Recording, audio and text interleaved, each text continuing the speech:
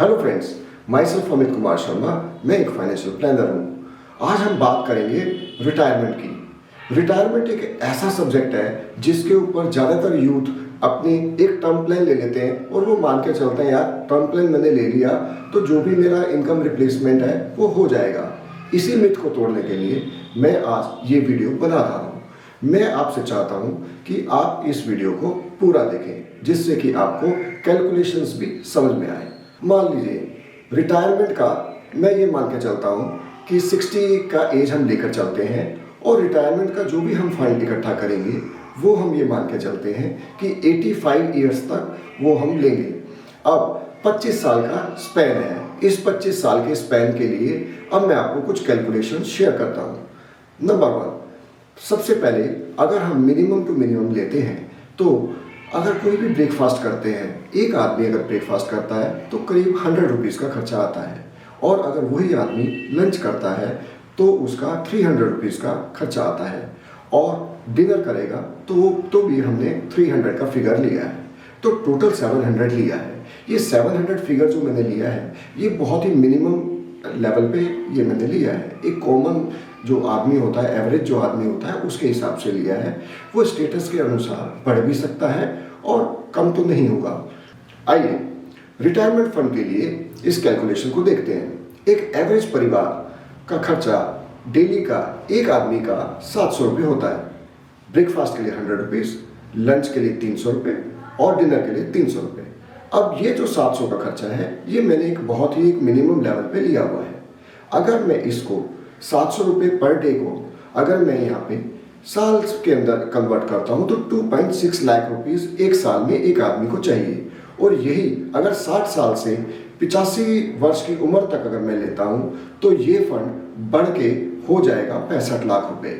और अगर 2 लोग हैं तो ये फंड आएगा 1.3 करोड़।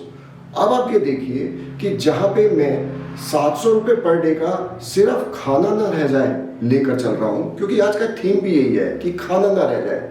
खाना ना रह जाए इसका क्यों ज़रूरी है? क्योंकि आज की डेट में देखिए आप कोई भी कपड़े पहन सकते हैं, आप थोड़ा कपड़े मध्यम पहन सकते हैं, आप बाहर घूमने नहीं जा सकते हैं आपके देखिए, लेकिन खाना एक बेसिक नीड है। अपनी जो बेसिक नीड है उसके लिए तो आपको 1.3 करोड़ का फंड करना ही पड़ेगा। और वो शॉर्ट इवेंट है, वो होगा ही होगा। आप इसको नकार नहीं सकते हैं, आप ये नहीं कह सकते हैं देख लेंगे, ये होना ही होना है। तो इसलिए मैं आज आपको एक नया एक व्यू पॉइंट दे रहा हूँ कि आप इस उद्देश्य से देखें और अपने शॉर्ट इवेंट को आप इसको प्लान करें। सिर्फ टर्म प्लान लेना, सिर्फ म्यूचुअल फंड्स में डाल देना, सिर्फ हाई रिस्क में डाल देना, एक्चुअली हाई रिस्क में अगर आप डालते हैं तो आप बहुत खोते भी हैं। जितने भी यूट्यूब पे आपको फिन इन्फ्लुएंसर्स मिलते हैं आप देखिएगा, वो फिन इन्फ्लुएंसर्स आपको बता रहे हैं कि भाई इतने % हमें मिल गया, इतने % हमें ग्रोथ मिल गया, लेकिन उनको लॉस भी होता है, वो उसके बारे में नहीं बताते। और लास्ट में क्या होता है, वो they just sell their apps. वो अपना ऐप बेचेंगे, वो अपना कहेंगे कि आप हमारा कोर्स खरीद लीजिए। तो इसलिए बहुत ज़्यादा ज़रूरी है रिटायरमेंट फंड। मेरा जो रिक्वायरमेंट है जो वो मुझे पता होना चाहिए। तो मैं तो आप लोगों से ये कहूँगा कि जैसे आपकी जॉब लगती है इमीडिएटली जो आपको शुरू करना है ना, वो आपको अपने रिटायरमेंट फंड के लिए सेविंग करना शुरू करना है और अपना एक गोल बनाना है। जैसा कि मैंने अपने एक रील में भी बताया, अपना गोल बनाइए और उस गोल के बेस पे ही आप अपना ये इस तरह का रिटायरमेंट फंड लाइए। क्योंकि आप हमेशा ध्यान रखिएगा सब कुछ हो सकता है लेकिन बेसिक नीड जो खाना है, खाना ना रह जाए। ये लाइन आप अपने पास लिख लीजिए। जब भी आप कोई भी फाइनेंशियल का कोई डायरी बनाएंगे आप और उस डायरी के अंदर सारे अपने गोल्स लिखेंगे ना, तो उस गोल्स में जरूर लिखिए खाना ना रह जाए।